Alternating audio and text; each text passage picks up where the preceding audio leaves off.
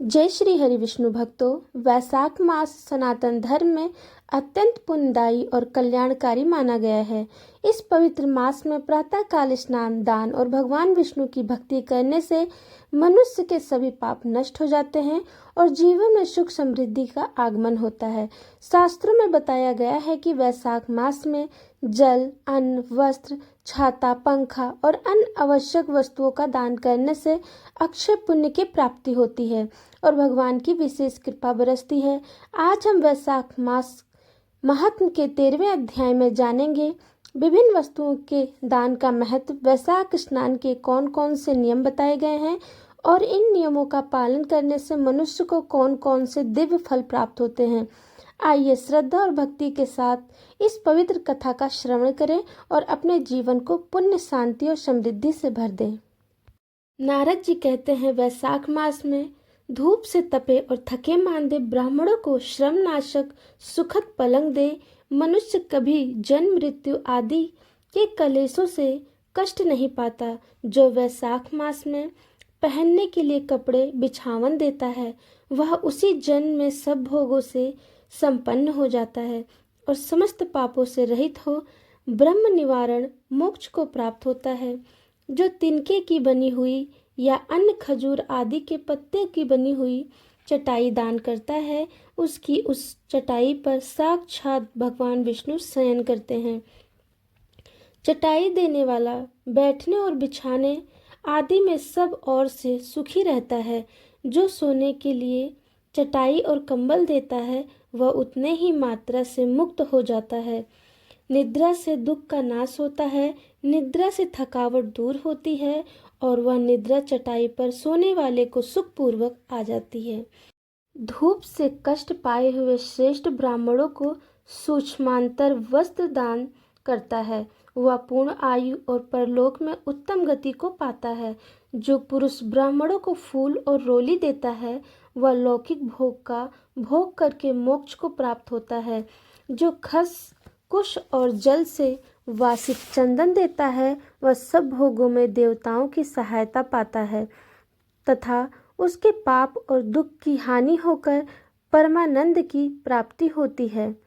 वैशाख के धर्म को जानने वाला जो पुरुष गोरोचन और कस्तूरी का दान करता है, वह तीनों पापों से मुक्त होकर परम शांति को प्राप्त होता है। जो विश्रामशाला बनवाकर प्याऊ सहित ब्राह्मणों को दान करता है, वह लोकों का अधिपति होता है। जो सड़क के किनारे बगीचा, पोखर, कुआं और मंडप बनवाता है, वह धर्मात्मा है। उसे पुत्रों की क्या आवश्यकता है। उत्तम शास्त्र का श्रवण, तीर्थ यात्रा, सत्संग, जलदान, अन्नदान, पीपल का वृक्ष लगाना तथा पुत्र, इन सातों को विग पुरुष संतान मानते हैं। और जो वैशाख मास में तपनाशक तर्क दान करता है, वह इस पृथ्वी पर विद्वान और धनवान होता है।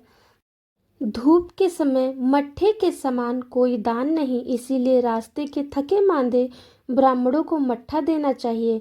जो वैशाख मास में धूप की शांति के लिए दही और खांड दान करता है तथा विष्णु प्रिय वैशाख मास में जो स्वच्छ जल देता है, वह पूर्ण आयु और संपूर्ण यज्ञों का फल पाता है।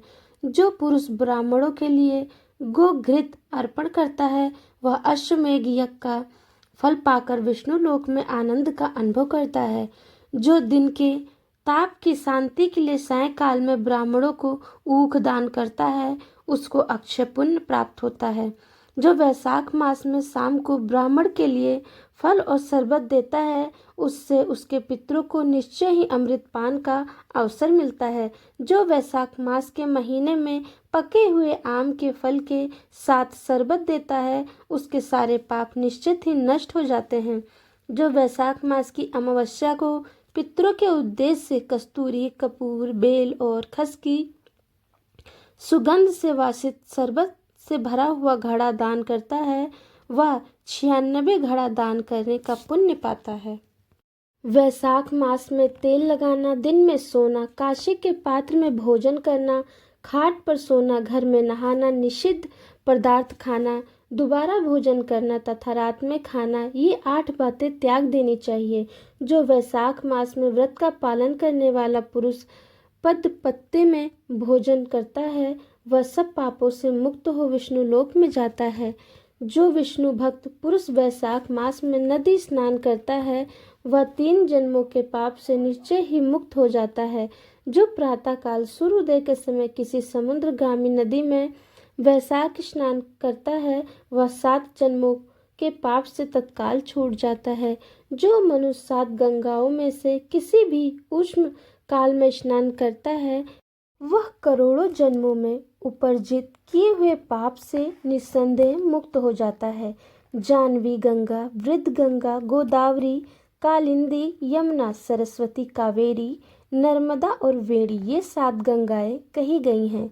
वैशाख मास आने पर जो प्रातःकाल बावलियों में स्नान करता है उस महापातकों का नाश हो जाता है। कंदमूल, फल, शाक, नमक, गुड़, बेर, पत्र, जल और तर्क जो भी वैशाख में दिया जाए वह सब अक्षय होता है। ब्रह्म आदि देवता भी बिना दिए हुए कोई वस्तु नहीं पाते। जो दान से हीन है वह निर्धन होता है। अतः सुख की इच्छा रखने वाले पुरुषों को वैशाख मास में अवश्य दान करना चाहिए। सूर्य देव के मेष राशि में स्थित होने पर भगवान विष्णु के उद्देश्य से अवश्य प्रातःकाल स्नान करके भगवान विष्णु की पूजा करनी चाहिए। कोई महिरथ नाम का राजा था जो कामनाओं में आसक्त अजितेंद्रिय था। वह केवल वैशाख स्नान के सुयोग से स्वतः वैकुंठ धाम को चला गया। वैशाख मास के देवता भगवान मधुसूदन है, अतएव वह सफल मास है। वैशाख मास में भगवान की प्रार्थना का मंत्र इस प्रकार है। हे मधुसूदन, हे देवेश्वर माधव, मैं मेष राशि में सूर्य के स्थित होने पर वैशाख मास में प्रातः स्नान करूंगा। आप इसे निर्विघ्न पूर्ण कीजिए। तत्पश्चात निम्नलिखित मंत्र से अर्घ्य प्रदान करें। सूर्य के मेष राशि पर स्थित रहते हुए वैशाख मास में प्रातः स्नान के नियम में संलग्न होकर मैं आपको अर्घ्य देता हूँ। मधुसूदन, इसे ग्रहण कीजिए। इस प्रकार अर्घ्य समर्पण करके स्नान करें। फिर वस्त्रों को पहनकर संध्या तर्पण आदि सब कर्मों को पूरा करके वैशाख मास में विकसित होने वाले पुष्पों से भगवान विष्णु की पूजा करें। उसके बाद वैशाख मास के महात्म को सूचित करने वाली भगवान विष्णु की कथा सुनें। ऐसा करने से कोटि जन्मों के पापों से मुक्त होकर मनुष्य मोक्ष को प्राप्त होता है। यह शरीर अपने अधीन है, जल भी अपने अधीन है, साथ ही अपने जिह्वा भी अपने वश में है। अतः इस स्वाधीन शरीर से स्वाधीन जल में स्नान करके स्वाधीन जिह्वा से हरि इन 2 अक्षरों का उच्चारण करें। जो वैशाख मास में तुलसी दल से भगवान विष्णु की पूजा करता है वह विष्णु की संयुज्य मुक्ति को पाता है। अतः अनेक प्रकार के भक्ति मार्ग से तथा भांति भांति के व्रतों द्वारा भगवान विष्णु की सेवा तथा उनके सद्गुण या निर्गुण स्वरूप का अनन्य चिंतन से ध्यान करना चाहिए। इस प्रकार वैशाख मास में स्नान, दान और भगवान विष्णु की सच्चे मन से भक्ति करने से मनुष्य के सभी पाप नष्ट हो जाते हैं और उससे अक्षय पुण्य, सुख, समृद्धि तथा मोक्ष की प्राप्ति होती है। जो भक्त इस पवित्र मास में बताए गए नियमों का पालन करता है और जरूरतमंदों को विभिन्न वस्तुओं का दान करता है उस पर भगवान विष्णु की विशेष कृपा बनी रहती है। हम सभी को चाहिए कि इस पावन वैशाख मास में श्रद्धा और विश्वास के साथ स्नान, दान और धर्म के कार्य अवश्य करें ताकि हमारा जीवन भी सुख, शांति और समृद्धि से भर जाए। यदि आपको यह कथा और जानकारी प्रेरणादायक लगी हो तो कमेंट और शेयर अवश्य करें ताकि यह पुण्य संदेश अधिक से अधिक लोगों तक पहुंच सके। आपका एक शेयर किसी के जीवन में धर्म और भक्ति की प्रेरणा जगा सकता है।